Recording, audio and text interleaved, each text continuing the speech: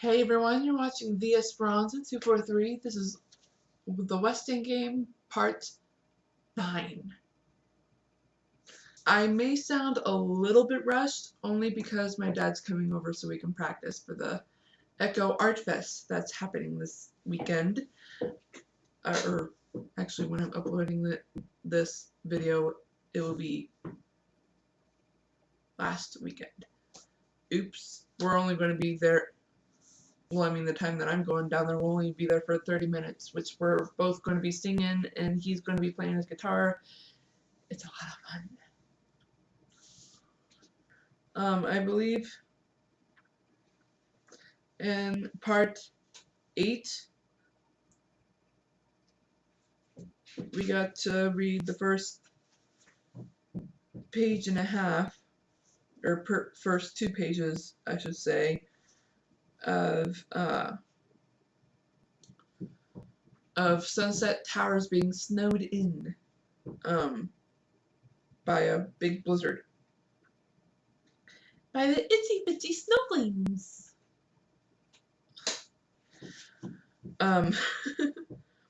Turtle decided to sell her candles, which were striped in a way to tell time.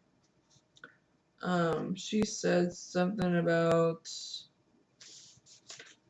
what did she say? Each stripe burns exactly 1/2 hour, more or less. 12 stripes, 6 hours. Interesting. I wonder how she made that. And Denton Deer was snowbound at the hospital, Sandy snowbound at home. The rest, except Otis, Amber, and Crow, were snowed in at Sunset Towers. And Sidel and Angela kind of walked throughout the tower, trying to get, sharing the copy of the will that Sidel was able to write in shorthand, which I have been able to attempt either shorthand or longhand, but that's in one of the Nancy Drew games.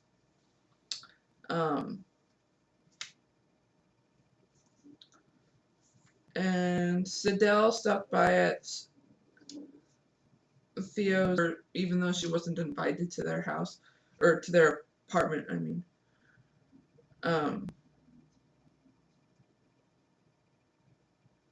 And Chris tried to tell Angela that she looks nice. Instead, it came out pretty. And he asks a question. That's where we are. You there, pred D. How did pretty come out? He meant to say nice. Chris bent his curly head over the geography book in his lap. She wasn't laughing at him. It was all right to ask her because she was going to marry his partner. What are ands? Angela did not understand. Chris fanned the pages of the book to a picture of a wheat field. Ands. Oh, grains! You want to know the names of some grains? Let's see, there's wheat, rye, corn, barley, oats. O's. Angela thought the boy was going into a fit, but he was only repeating her last word. Oats. Sidel was puffing her warm breath on the window and wiping a frosted area clean with her sleeve. There, now you'll be able to watch the birds again. Anything else we can do for you, young man? Chris nodded.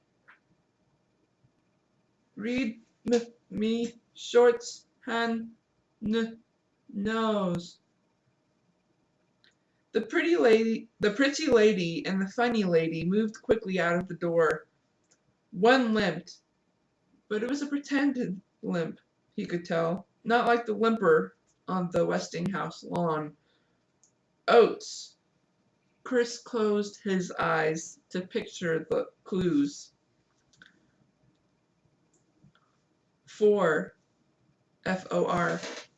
Plane, grain, shed. And I'm going to write these down.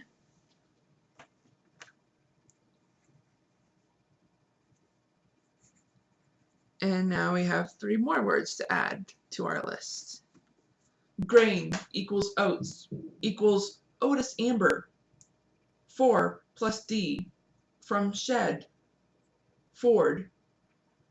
But neither the delivery boy nor the judge limped, and he still hadn't figured out she or plane. He'd have to wait for Denton Deer. Denton Deer was smart. He was a doctor. Chris raised his binoculars to the cliff. Wind-blown drifts buttressed the house. Something moved on the second floor. A hand holding back the edge of a drape. Slowly the heavy drape fell back against the window. The Westinghouse was snowbound too, and somebody was snowbound in it. Only one of the players thought the clues told how the $10,000 check was to be spent.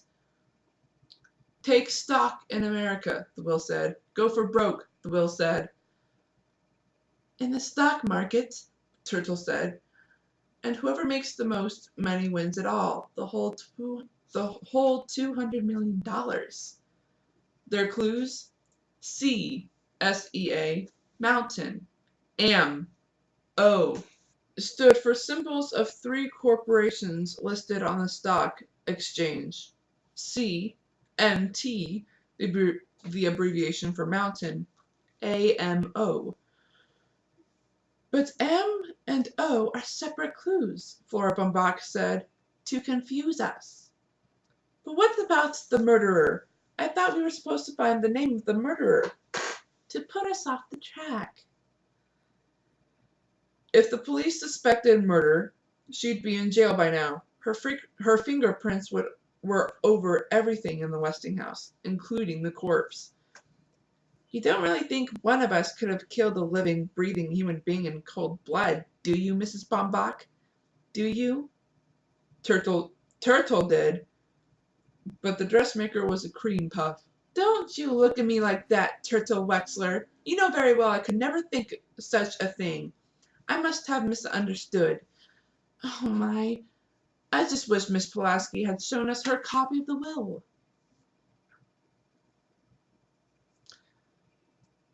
Turtle returned to her calculations, multiplying numbers of share times price, adding a broker's commission, trying to total the sums of the $10,000 they had to spend. Flora Baumbach may have been wrong about the murder, but she was not convinced of Turtle's plan. What about buy Westing paper products? I'm sure that was in the will. Great! Turtle exclaimed. We'll do just that. We'll add WPP to the list of stocks we're going to buy. Flora Baumbach had watched enough television commercials to know that buy Westing paper products meant that as soon as she could get to market, she'd buy all the Westing products on the shelf. Still, it felt good having a child around again. She'd play along, gladly. You know, Turtle, you may be right about putting our money in the stock market. I remember the will said, May God thy gold refine. That must be from the Bible. Shakespeare, Turtle replied.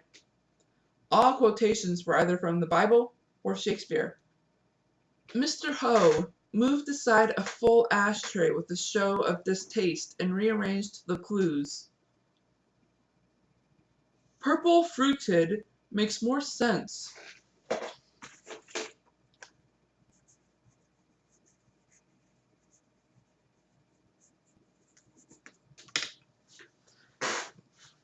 Grace Wexler looked across the restaurant to the lone figure at the window. Are you sure your wife doesn't understand English? I mean, after living here for so long. That's my second wife. She came over from Hong Kong 2 years ago.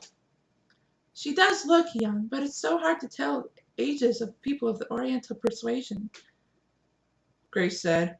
Why was he glaring at her like that?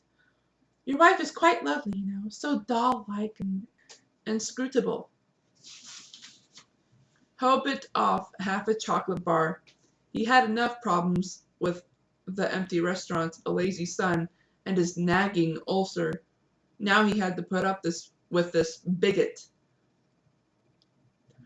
Grace lit another cigarette and rearranged the clues to read Purple Waves. You heard that doorman say purple waves. It must mean something.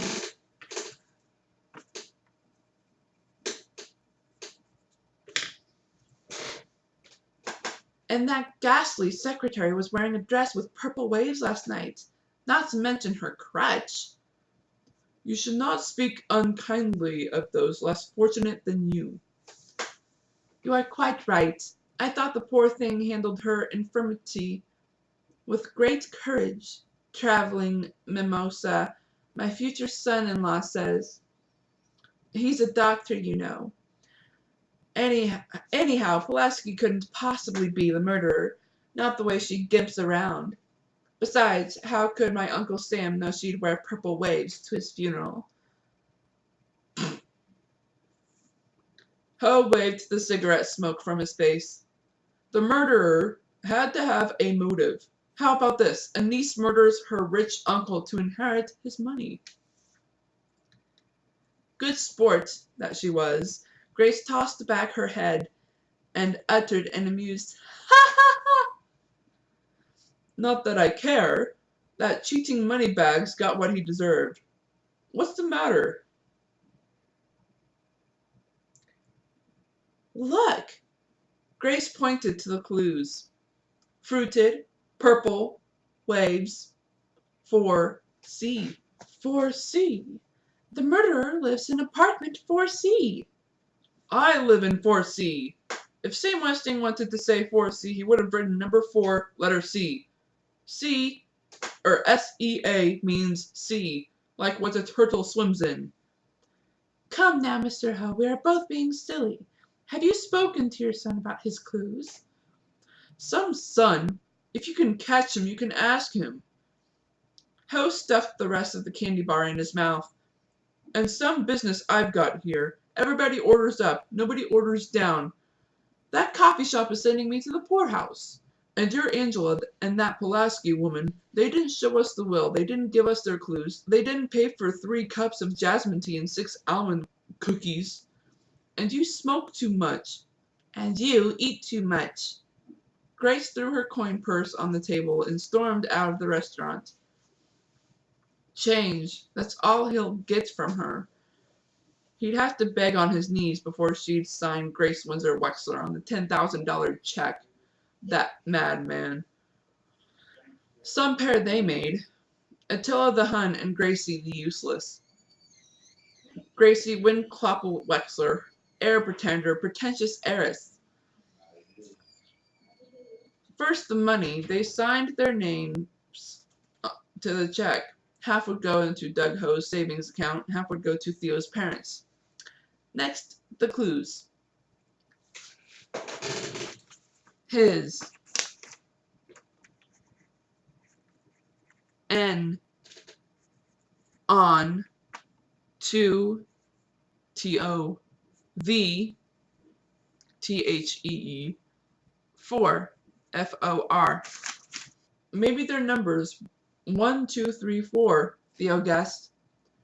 I still say on is no, the bored track star said. He clasped his hands behind his head, leaned back on the coffee shop booth, and stretched his long legs under the opposite bench. And no is what we got. No real clues, no lead, no will. I think I'm going to stop there. I will talk to you guys later. The next video you will see will be part 10, which I get to read for half an hour. Yes! See you guys later. This is the Esperanza 2.3, signing out.